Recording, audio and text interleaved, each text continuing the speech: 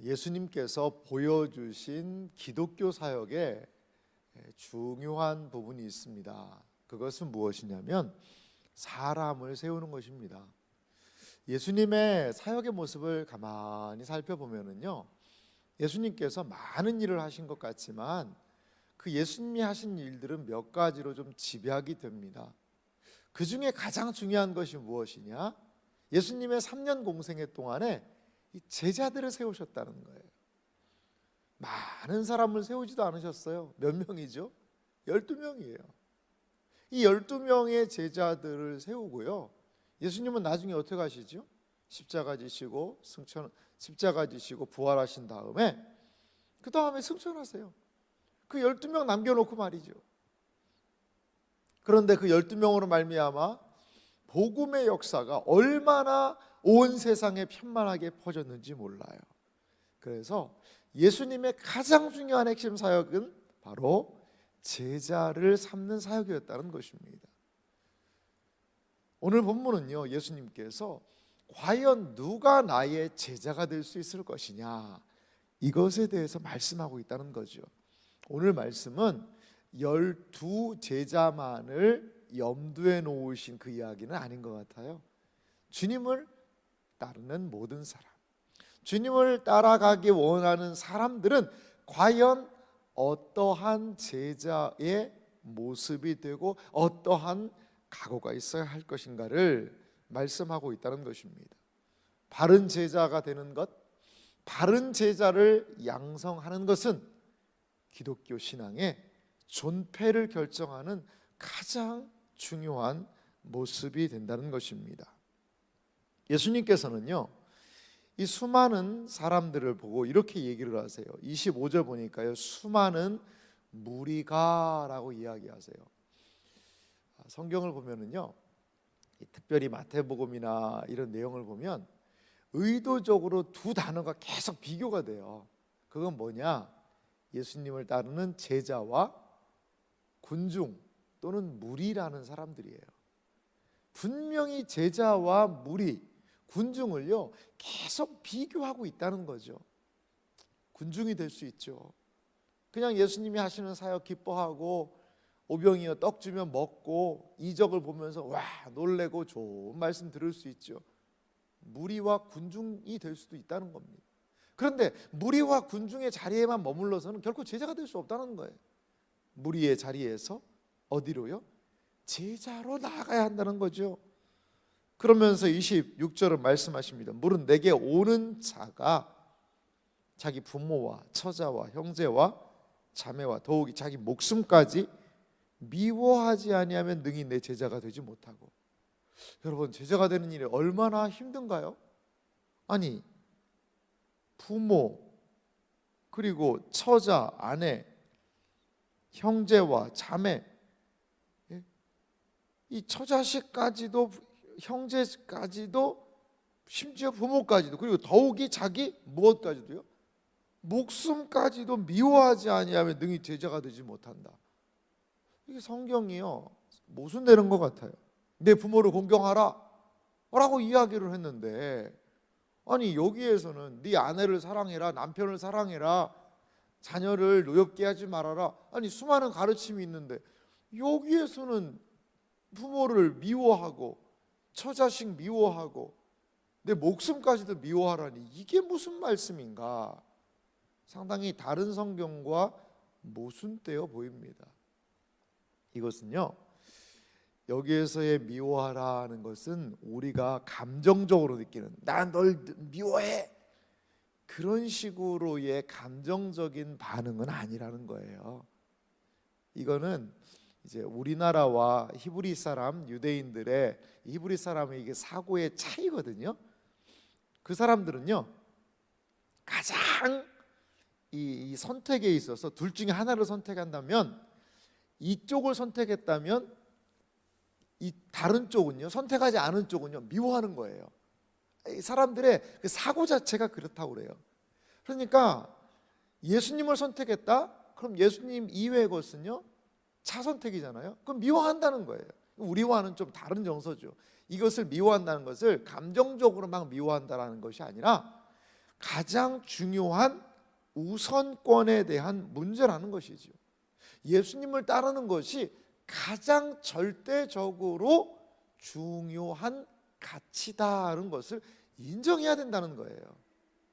그러니까 예수님만을 사랑한다면 다른 모든 것들은 미워한다라는 그러한 단어를 쓴다는 거예요. 우리 주 예수보다도 귀한 것은 없네라는 그 찬송의 고백이 있지 않습니까? 마찬가지예요. 예수님을 가장 중요하게 여기고 이분은 나의 생애와 삶 전체의 생사에 가장 중요한 분이 예수님입니다 라고 한다면 다른 모든 것들은 미워하는 것이다 라는 히브리 사람들의 독특한 이 사고방식이 여기에 표현된 겁니다. 그러면 예수 믿게 되면, 예수님을 잘 믿어서 예수님의 제자가 되면 처자식 버리고 부모 미워하고 부모를 섬길 필요도 없고 그리고 형제지간에서 다 인연 끊고 그렇게 살라는 말씀입니까? 아니요, 그렇지 않죠. 가장 최우선 순위를 예수님 하나님의 나라에 두게 되면 진정한 가치가 나와서 제가 볼 때 더 잘하게 되는 것 같아요. 왜? 진정한 가치를 알기 때문에. 그런데 이 속에 무엇이 있어요? 예수님이 가장 중요한 거예요. 내 목숨보다도. 그러면서 진정한 하나님의 자녀들은 이 땅에서도 온전하게 부모와 형제와 부부관계, 자녀들을 온전하게 섬길 수 있는 자리는 저는 예수님을 섬기는 그 자리인 것 같아요. 이렇게 예수님은 따르려면 우선권을 둬야 된다는 겁니다. 자, 이제 27절은요 더 적극적으로 어떻게 하면 따르는 것인지에 대한 이 선택의 문제가 26절이었다면 27절은 적극적인 자세를 이야기하는데요, 누구든지 자기 십자가를 지고 나를 따르지 않는 자도 능히 내 제자가 되지 못하리라. 이제 예수님은 적극적으로요 십자가를 지고 따라오라고 이야기를 하세요. 이 십자가가 뭐죠? 고난의 형틀이죠. 어떤 사람은 말 안 듣는 아들이 있으면 그렇게도 얘기합니다. 아이고, 네가 내 십자가다야, 이런 이야기를 하기도 해요. 말 안 듣는 아들이 십자가가 아니고요, 여기서 성경에서 이야기하고 있는 십자가는 바로 예수님을 따르는 제자가 감당해야 되는 사명이 바로 십자가라는 것입니다. 그렇습니다. 예수님을 따르는 자들은요 예수님과 함께하는 운명 공동체인 것 같아요. 예수님이 이 올라가시는 길은 예루살렘으로 가시는 길이었거든요. 예루살렘으로 올라가는 길은 어떤 길이었냐면 바로 십자가를 지는 길이었습니다. 좁은 길이었죠. 고난의 길이었습니다. 그런데 그 예수님이 가시는 그 고난의 길을 제자들은 같이 가야 된다는 거예요. 맞아요. 예수님을 따른다는 것은요 참 고난이 있는 것 같아요. 여러분, 이 새벽에 이 자리에 오셨습니다. 그리고 온라인을 통해서도 많은 분들이 함께 참여하고 계시는데요, 이 새벽에, 아니 일반적인 사람들은 이 새벽에 그냥 잠자면서 휴식을 취할 때인데 이 새벽에 와서 기도하고 말씀을 듣고, 고난이 있는 게 사실이죠. 사실이죠. 나는 새벽에 일어나는 게 너무 즐겁다라는 사람이 얼마나 있겠습니까? 이 자연적인 성품을 가진 사람 중에. 예수님을 따르는 것은요 분명히 고난이 있어요. 그런데 그 고난이 있고 좁은 길이지만 그 길은 영광의 길이라고 예수님이 알려주시는 거예요. 제자로 따라가는 길에는 예수님처럼 고난이 있어요. 하지만 영광의 길이 그 고난의 길에 있다라는 거예요. 우리 그거 믿는 사람들 아니겠습니까? 그래서 한 사람이 이렇게 얘기했어요. No cross, no crown이다. 노 크로스가 뭐예요? 노, 아니다, 없다. 십자가가 없으면 뭐도 없어요? 노 크라운, 왕관도 없다는 거예요. 영광도 없다는 거예요. 십자가 없이, 고난 없이, 주님을 따르는 제자의 길 없이 어찌 우리가 영광을 얻을 수가 있겠어요? 이것이 바로 제자의 길이라는 것입니다. 그러면서 예수님이요 두 가지 비유를 좀 보여주고 계세요. 첫 번째는 망대의 비유입니다. 너희 중에 누가 망대를 세우고자 할진대 자기의 가진 것이 주공하기까지 족할지 먼저 앉아 그 비용을 계산하지 않겠느냐. 이 비용을 계산하고 망대를 짓지 않겠냐는 거죠. 이 건물을 하나 짓는데 아니 기초만 해놓고 돈 없어가지고 건물 못 지으면 얼마나 힘들겠어요? 그 당시 사회는 이제 어제 수치와 명예와 수치의 사회라고 얘기했는데, 이 공적인 수치, 아이고 저거 어떤 사람이 짓다가 돈 없어가지고 포기한 건물이래. 그러면 그것이 얼마나 그 당시에 공적인 공개적인 수치가 됐는지, 그것들을 지고 살 수가 없고 그 동네에 살 수 없을 정도로 사람들은 수치를 경험했다는 거죠. 제가 이제 서울에서 사역할 때 서초동에서 사역을 했었는데, 거기에 보면 그 서초동 노른자 땅 위에 아주 큰 건물이 뼈대만 앙상하게 있는 건물이 있었어요. 제가 깜짝 놀랐습니다. 그쪽에 서초동에 이제 온천이 좀 나오거든요. 온천이 나오는데 그 온천에 가지고 스파를 해가지고 뭐 스포센터를 한다고 제가 볼 때 한 15층짜리 건물을 지은 것 같아요. 아주 좋은 땅에다가. 근데요, 그 건물이 근 15년, 20년째 뼈대만 있어요. 뼈대만. 건물 짓지를 못해요. 거기 아예 현수막 붙었어요. 이 건물이 뭐 다시 재개된다는 식으로 해가지고 사기칠 수 있으니까 조심하시오.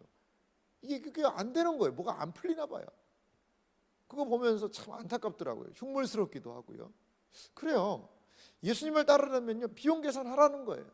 내가 예수님을 진짜 잘 따를 수 있을 것인가? 여러분, 우리가 생각하는 복음 전도와는 너무 다르지 않습니까? 너무 달라요. 우리는 예수 믿으면 이것도 잘 되고 저것도 잘 되고 마음도 평안해지고 여러 가지 잘 되니까 예수 믿어서 너도 복 받아라, 이렇게 전도를 보통 하는데, 오늘 예수님은요 거꾸로예요. 너 예수님 잘 믿을 수 있겠어? 너 신앙생활 잘 할 수 있겠어? 중도에 잘못하면 포기해. 그러면 너 진짜 이거 수치다. 그러니까 비용 계산 잘하고 예수님 따라가라. 이렇게 예수님은 전도하시는 거예요. 참 놀라운 일입니다. 우리 시대에 이야기하고 있는 예수님을 따른다는 것, 제자가 된다는 거하고 예수님이 말씀하시는 거하고 이런 큰 차이가 있지 않나 생각이 들어요. 비슷한 비유가요, 임금의 비유예요. 2만 명을 가지고 공격해오는 그 임금을 내가 이 10,000명을 가지고 이길 수 있을까 계산해 보라는 거예요. 아무래도 안 되겠으면 멀리 있을 때 화친을 보내서 적절하게 화해를 하라는 것이지요. 역사적으로요, 이러한 말씀들을 그대로 문자적으로 섬기는 많은 사람들도 있었어요. 이것의 핵심적인 모습은요 33절이거든요. 이와 같이 너희 중에 누구든지 자기의 모든 소유를 버리지 아니하면 능히 내 제자가 되지 못하리라. 참 어려운 말씀이에요. 이 말씀은 33절은요 25절부터 27절 부모 형제지간, 특별히 26절과 연결되어 있는 것 같아요. 부모, 처자, 형제, 자매, 자기 목숨까지 버리지 않으면 제자 못 된다. 가장 친밀한, 이 땅에서 가장 친밀한 존재를 포기하라, 우선권을 선택하라 라는 말씀과 더불어서 이 땅에서 사람들이 가장 의지하는 대상인 무엇이죠? 돈, 소유, 그것까지도 내려놓으라는 것입니다. 성경이 말하는 부분은 무소유로 살아라 라는 건 아니에요. 분명히 이것은 무소유로 살아가야 된다라는 것을 주장하는 것은 아닙니다. 여기에서 이야기하는 것은 재물보다도, 내가 가지고 있는 돈보다도 과연 무엇을 더 의지할 수 있을 것이냐, 돈보다도 하나님을 더 의지하고 예수 그리스도를 더욱더 의지하라는 그러한 말씀이 여기에 속해 있습니다. 역사적으로 아시시에 성 프란시스코라는 사람이 있었는데요, 이 프란시스코는 평화의 기도라는 것으로도 유명한 분이에요. 근데 이 프란시스코의 아버지가 상인이었다고 그래요. 그래서 많은 부유를, 좀 부자였다고 그럽니다. 그러니까 이제 가만히 있으면 프란시스코는 아버지의 재산을 다 이어받을 수 있는 그런 상황이었죠. 그런데 프란시스코가 이 말씀을 읽고 예수님의 제자가 되기로 결심합니다. 그리고 법정에서 아예 포기를 해요. 법정에서 나는 모든 아버지의 재산 받기 상속을 포기한다. 그러고서는 수도원에 들어가서 주님을 따르는 그러한 제자가 되어서 그 중세에 이제 수도승이 되는, 수도사가 되는 일들이 있죠. 마지막에 프란시스코가 막 아버지가 화가 나가지고 막 얘기를 하고 그러니까 그 아버지가 사준 옷까지도 벗어버리면서 이제 저의 모든 소유는 없습니다 그러면서 갔다는 이야기가 있습니다. 이것을 문자적으로 섬겼던 사람들도 분명히 있고요. 지금도 어떤 선교단체에는 그 선교단체에 허입이 되기 위해서는 통장 잔고를 0으로 맞춰야 되는 그런 선교단체가 있다고 그래요. 참 어떤 측면에서는 대단하시죠. 그런데 예수님을 믿는 모든 사람들은 아무 소유가 없어야 된다라고 이야기하고 있지 않아요. 사도행전을 봐도요, 교회가 사유재산을 인정하지 않은 것은 아니었어요. 자기 재산을 팔기도 하고 섬기기도 하고 구제하기도 하고 바른 것으로 썼거든요. 이런 것들을 볼 때 사유재산 제도를 아예 교회가 인정하지 않았다라고 볼 수는 없습니다. 그런데 가장 중요한 게 뭐라는 거예요? 마음의 정신이라는 거예요.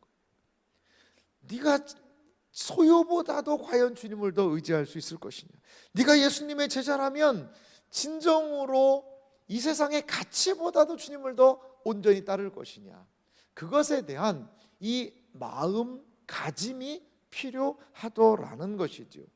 제자가 되려면요, 심사숙고해야 된다는 겁니다. 제자가 되려면요, 지혜로워야 한다라는 것입니다. 끝까지 내가 주의 십자가를 질 수 있을지, 끝까지 희생을 감수할 수 있을지, 가장 전적으로 예수 그리스도를 신뢰하는 삶을 살 수 있을 것인지, 이것이 제자가 따라가야 하는 삶이라는 것입니다. 그러면서 우리 주님께서는 마지막에 소금에 대한 이야기를 하세요. 소금이 좋은 것이나 소금도 만일 그 맛을 잃으면 무엇으로 짜게 하리요. 소금이 좋은 것이다라는 것은 유용한 것이다라는 의미죠. 사실 우리나라는 소금이 맛을 잃을 리가 있겠습니까? 그런데 이스라엘은 그랬다고 그래요. 우리는 소금을 다 천일염, 바닷물을 말려서 소금을 하는데 이 광물성 소금들이 있다고 그래요. 소금 광산이 있어서 거기서 소금을 캐내는데요, 이 자칫 잘못하면 이 소금들이요, 이 염기가 다 빠져가지고 이 맛이 없어진다는 거예요. 그러면 이거는 거의 돌덩어리 비슷한 거 아니겠어요? 그러니까 밖에다가 길거리에다가 맛을 잃은 소금을 버렸다고 합니다. 실제적으로 마찬가지라는 것이죠. 이러한 제자의 삶이 계속되지 않는다면 그거는 쓸데없는 제자가 된다는 거예요. 무늬만 제자, 그리고 또한 유사 제자. 소금 같아 보여요. 그래서 맛을 봤는데 써요. 소금 맛이 아니에요. 그럼 쓸모가 없다는 것이지요. 여러분, 이 세상이 얼마나 맛을 잃어가고 있습니까? 부부관계의 맛을 잃어가고요, 형제지간의 맛을 잃어가고요, 이 세상 인간관계의 맛을 잃어갑니다. 우리 그리스도인들은 맛을 잃은 세상을 더 맛있게 바꾸는 사람들이 우리 그리스도인들이라는 거예요. 맛을 잃어버린 이 세상에 우리는 소금으로 녹아지고 스며들어서 이 세상에 진정으로 이게 사는 맛이지, 이게 사람의 모습이지 라는 것을 드러낼 수 있어야 한다는 것입니다. 직장에서도 사업 안에서도 우리는 맛을 내는 소금, 주님을 따르는 제자가 되어야 한다는 것입니다. 사랑하는 성도 여러분, 오늘 말씀을 들으니까 아이고, 나는 제자로 못 살겠다라는 생각이 드실 수도 있을 거예요. 하지만 한 가지 기억하시기 바랍니다. 주님께서는 우리를 제자로 부르셨어요. 이 부름을 마음 깊숙이 생각해 보시고, 진정으로 예수님이 세상의 어떤 것보다도 가장 중요한 분이라는 그 고백과 함께 우리의 삶이 제자의 삶으로 나아가기를 간절히 소망합니다. 그러할 때에 주님께서 허락하시는 놀라운 은혜가, 제자의 삶이 우리 가운데 이어지게 될 줄 믿습니다. 우리의 인간적인 힘으로는 부족하지만 성령님을 의지하고 하나님의 비전과 예수님의 성품을 닮아가고 성령의 능력으로 제자의 삶을 감당해낼 줄 믿습니다. 이러한 주님이 기뻐하시는 무리가 아닌 제자의 삶으로 나아가시는 복된 생애와 삶이 되시기를 주님의 이름으로 축원합니다. 복되고 은혜로우신